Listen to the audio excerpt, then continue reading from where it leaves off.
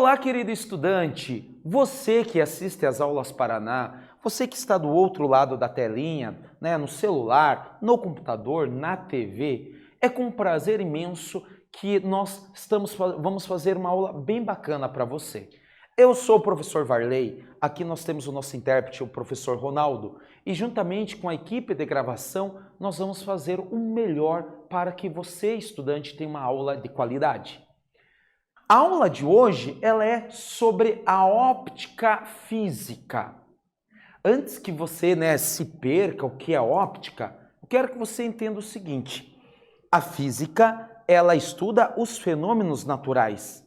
E os fenômenos da natureza, eles são divididos em áreas. Então você tem a área da eletricidade, a elétrica, tem a área da termologia, que estuda a temperatura, calor, você tem a área do magnetismo, é dividida em partes. E você tem a área da física que estuda a luz, que nós chamamos de óptica. Só que a óptica ela é dividida em duas partes, porque a luz ela tem dois comportamentos. Ela tem um comportamento ondulatório e um comportamento corpuscular. Ela tem uma natureza. Aí a física ela dividiu a óptica em duas partes. A óptica geométrica, que simplesmente estuda os fenômenos da luz, mas não considera o que é luz. E você tem a óptica física, que essa sim, ela vai se preocupar com o que é luz. Então hoje, nessa aula, você vai ficar ambientalizado, você vai retornar os conceitos atrelados à natureza da luz. O que é a luz? Então vamos lá? Objetivo, compreender a natureza da luz. E é claro, pessoal, para você começar já de antemão aquilo que eu falei. A óptica física, ela vai estudar, ela vai verificar o que é a luz. Ela vai se preocupar com o que de fato é luz. Então vamos lá? É uma aula bem interessante para você. Pessoal, a luz, por muito tempo, ela ficou como um mistério. O primeiro povo, os primeiros cientistas a falar sobre a luz foram os gregos, os filósofos. Os filósofos, pessoal, eles começaram a tentar explicar as coisas. A filosofia, ela vem com aquela ideia, de uma maneira bem simples. Eu sou um professor de física, eu não sou um professor de filosofia, mas assim, o entendimento da filosofia é o seguinte: a partir do momento em que o ser humano começa a pensar, a formular hipóteses, ideias, então a filosofia nasce tentando explicar as coisas. Só que tem um problema, a partir do olho humano, a partir da observação. Tem que tomar um cuidado, porque a física aristotélica, pessoal, ajudou muito o desenvolvimento da física, sem dúvida nenhuma. Mas tem muitos erros, Também não dá para cobrar muito, porque é a primeira ideia de tentar explicar alguma coisa. Os gregos, pessoal, eles já tinham algumas ideias sobre a natureza da luz. E é claro, pessoal, eles formulavam hipóteses a partir de algumas observações. Vou fazer um comentário aqui. Tinha alguns pensadores que defendiam a ideia de que a luz é algo que sai do olho e por isso você enxerga. Algo que é bem fácil de você refutar. Por exemplo, por que à noite não sai nada? Se a luz é algo que sai do olho, então por que à noite não sai nada? Então veja que é uma ideia que é fácil de você refutar. Aí, saindo dos gregos, nós vamos dar um salto bem gigante. Vamos lá para 1600. Isaac Newton.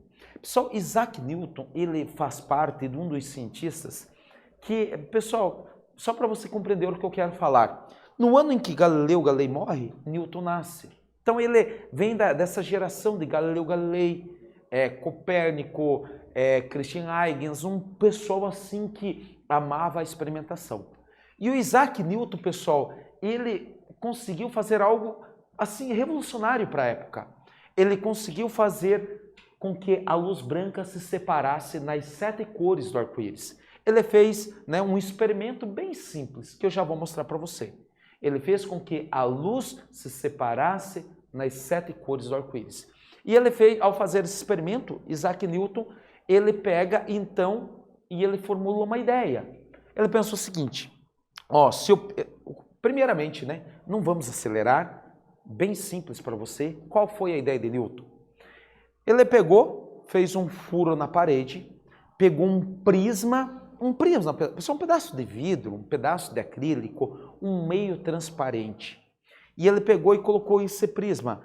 A luz solar estava passando por aquele buraco que ele abriu na parede e ele fez com que essa luz passasse pelo prisma. Para surpresa dele, ele conseguiu separar a luz branca nas 7 cores do arco-íris. Mais ou menos isso aqui. Isso aqui é um GIF, uma representação do experimento de Isaac Newton. Talvez você já viu, né, a capa de um CD, se você gosta do rock, do Pink Floyd, né? Lá você tem isso aqui, esse experimento de Newton. Se chama dispersão da luz branca. Pessoal, um detalhe, repare, ó, o arco-íris são exatamente as mesmas cores. O violeta é o que mais desvia, o vermelho é o que menos desvia. Já aproveitando essa figura, cada cor, pessoal, ela tem uma frequência específica. Nunca esqueça, uma cor é uma onda eletromagnética. O que muda do vermelho para o verde para o violeta é a frequência de oscilação. E o violeta é o que mais oscila, ele é o que mais quebra, o que mais desvia, consequentemente. O vermelho é o que menos desvia, é o que menos tem frequência. Aí o que acontece? Newton, a partir desse experimento, ele formula a sua ideia. Ele pensa assim, olha, se eu conseguir separar a luz branca nas 7 cores que compõem o arco-íris, então é porque a luz branca é algo, a luz é algo, a luz é um feixe de partículas.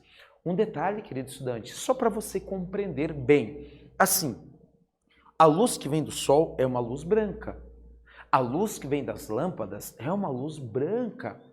O branco aqui é a mistura das 7 cores do arco-íris. Beleza? Se você juntar lá o vermelho, o amarelo, o laranjado, o verde, azul, anil e violeta, as 7 cores do arco-íris, você tem o branco, tá bom? Então não esqueça, juntar essas cores dá o branco. É claro, vamos aplicar agora, pessoal, um exemplo bem simples, uma atividade bem simples.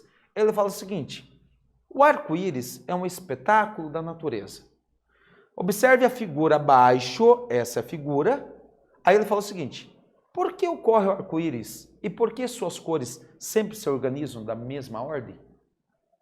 Caro estudante, você terá um tempo para resolver esse exercício e na sequência nós vamos retornar com uma correção dessa atividade.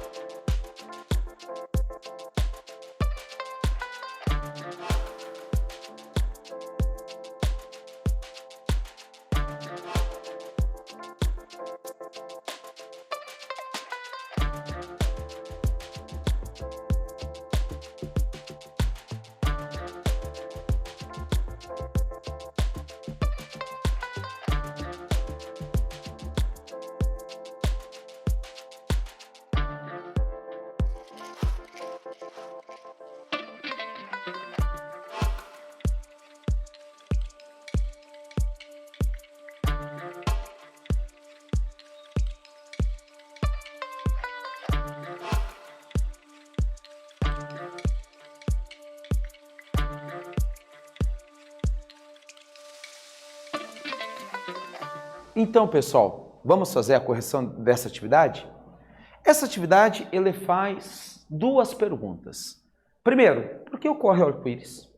Segundo, por que as cores se organizam sempre na mesma ordem?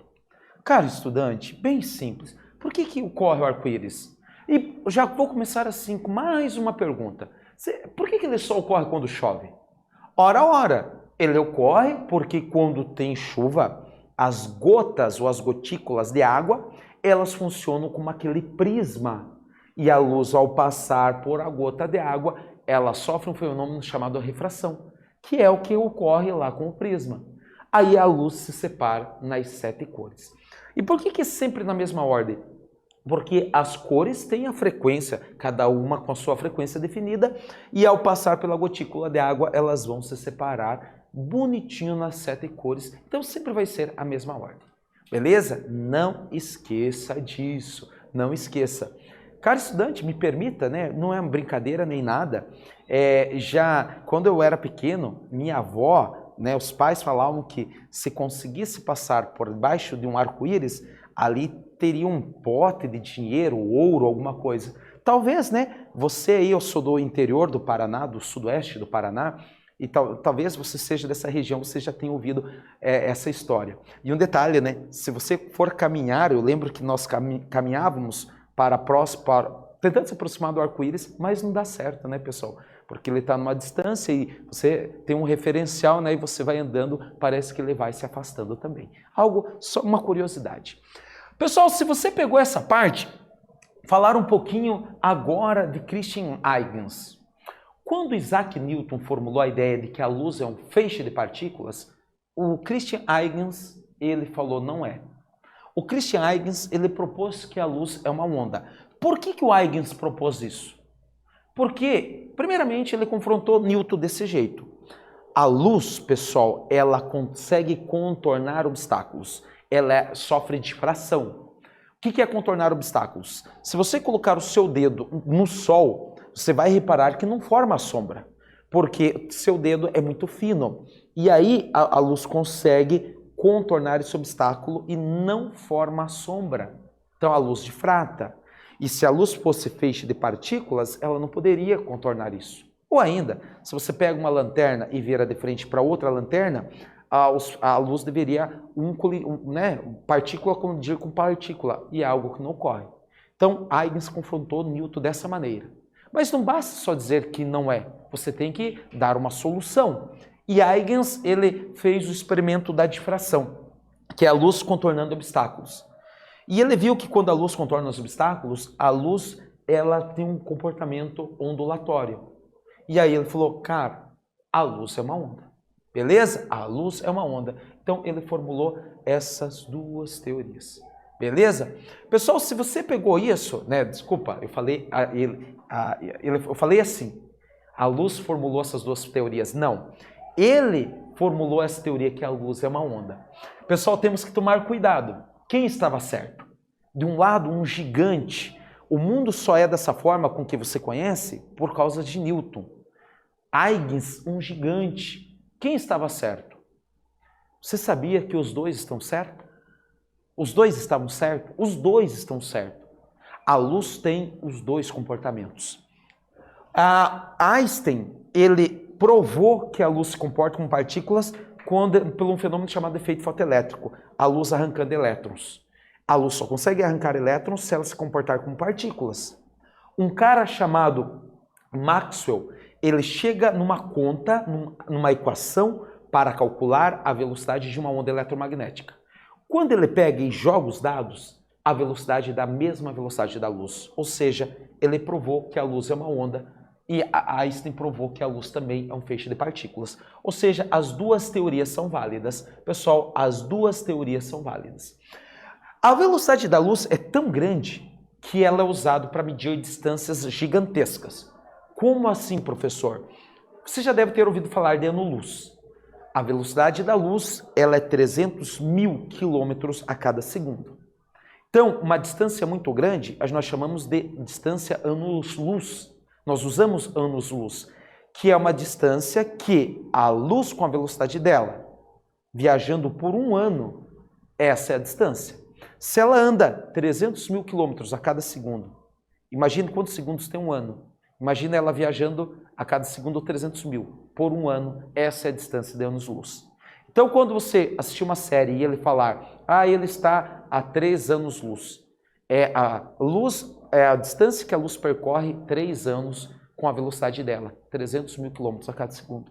Por isso que é uma distância, pessoal, cavalar. Você não consegue mensurar isso. É claro que se você pegou isso, vamos fazer um exercício bem simples. Ele fala o seguinte, a sonda, pessoal, não vou pronunciar, não sei a pronúncia correta, a sonda tem um nome aqui, é uma missão não tripulada da NASA para estudar o planeta não Plutão e o cinturão de Kuiper, não sei se é assim que pronuncia. Ela foi lançada em 2006 e atualmente ela se encontra a aproximadamente 900 milhões de quilômetros da Terra. Para fornecer um comando à sonda, qual é o tempo aproximado em segundo que os pesquisadores aqui da Terra precisam esperar para saber a ordem que foi executada com sucesso? Adote que a velocidade da luz é 3 vezes 10 na oitava metros por segundo. Caro estudante, uma dica. 900 milhões de quilômetros. Aqui a velocidade da luz está em metros. Adicione 3 zeros para você transformar de quilômetros para metro. Cada quilômetro é 1000 metros. Então, se você agregar 3 casas decimais, você transformará quilômetro em metro. Essa velocidade está 3 vezes 10 na oitava metros por segundo. Transforme esse cara em potência. Tá? Use a matemática. Lembre-se que a onda tem que ir e voltar. Então, ele sai um sinal, ele vai e tem que responder, tem que voltar. Então, lembre-se, cuidado com essa distância. Você terá um tempo e no retorno nós vamos corrigir essa atividade.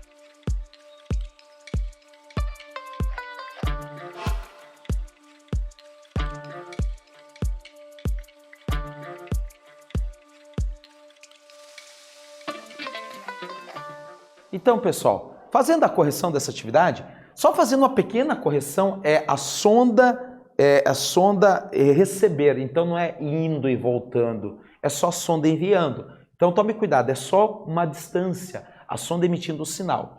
Aquilo que eu falei para os senhores, 900, mil, milhão, então 900 milhões, agrega mais 3 zeros. Pessoal, se você contar em potências, 3, 6, 9, 11, você tem 9 vezes 10 na 11 metros. A velocidade da luz, 3 vezes 10 na oitava metros por segundo. A velocidade é a distância pelo tempo. Se você trocar de lugar o tempo com a velocidade, né, isolando o tempo, você tem que o tempo é distância pela velocidade. Fazendo a substituição à distância 9 vezes 10 na 11, a velocidade é 3 vezes 10 na oitava. Pessoal, 9 dividido por 3 é 3. 10 na 11 dividido por 10 na oitava, você mantém a base e subtrai os expoentes. 11 menos 8 dá 3. É 3 vezes 10 na terceira segundos. Ou seja, 10 na terceira é 1000, 3.000 segundos. Esse é o tempo que o pessoal tem que esperar para receber o sinal da sonda. Se fosse ida e volta, daí teria que multiplicar por 2, porque o mesmo tempo que demora para ir é o tempo que demora para voltar. Beleza? Pessoal, então, essa foi a nossa aula. O que nós vimos hoje? A natureza da luz. A luz tem 2 comportamentos, ondulatório e corpuscular. Espero que vocês tenham gostado. Um forte abraço e até uma outra oportunidade.